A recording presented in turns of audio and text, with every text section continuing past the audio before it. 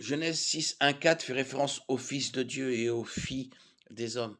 Il y a plusieurs hypothèses sur l'identité de ces fils de Dieu et sur pourquoi les enfants qu'ils ont eus avec les filles des hommes sont devenus une race de géants, le sens probable du mot néphilim.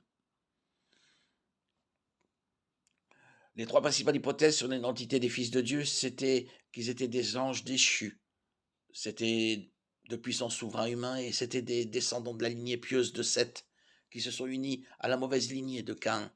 Le fait que dans l'Ancien Testament, l'expression fils de Dieu fait toujours référence aux anges penche en faveur de la première hypothèse. Job 1,6. Matthieu 22,30 qui dit que les anges ne se marient pas pose problème ici.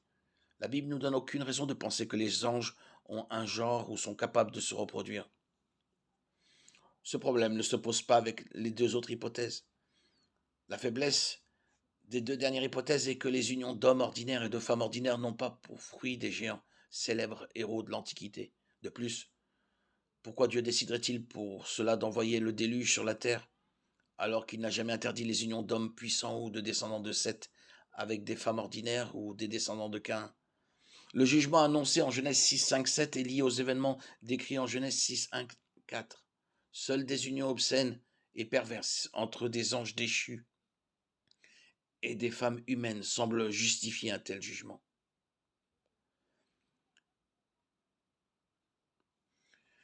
Une faiblesse de la première hypothèse est l'affirmation de Jésus en Matthieu 22, 30. En effet, à la résurrection, les hommes et les femmes ne se marieront pas, mais ils seront comme les anges de Dieu dans le ciel. Le texte ne dit cependant pas que les anges ne peuvent pas se marier, seulement qu'ils ne le font pas. De plus, ce verset fait référence aux anges de Dieu, pas aux anges déchus, qui ne se soucient pas de l'ordre créationnel divin et cherchent activement à contrecarrer les plans de Dieu. Le fait que les saints anges de Dieu ne se marient pas et n'ont pas de relations sexuelles ne signifie pas forcément qu'il en est de même de Satan et de ses démons. La première hypothèse est la plus probable. Il y a certes une contradiction intéressante entre l'asexualité des anges et le fait que les fils de Dieu étaient des anges déchus qui se sont reproduits avec des femmes humaines.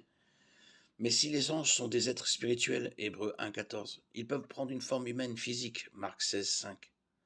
Les hommes de Sodome et Gomorre voulaient avoir des rapports sexuels avec les deux anges qui étaient chez Lot, Genèse 19, 1, 5.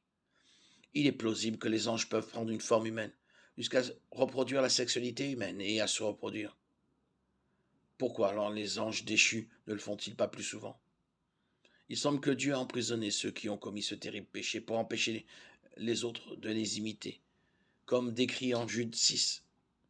Les premiers exégètes hébreux et les écrits apocryphes et pseudépigraphes considèrent unanimement les fils de Dieu mentionnés en Genèse 6, 1, 4 comme des anges déchus. Cela ne clôt aucunement le débat.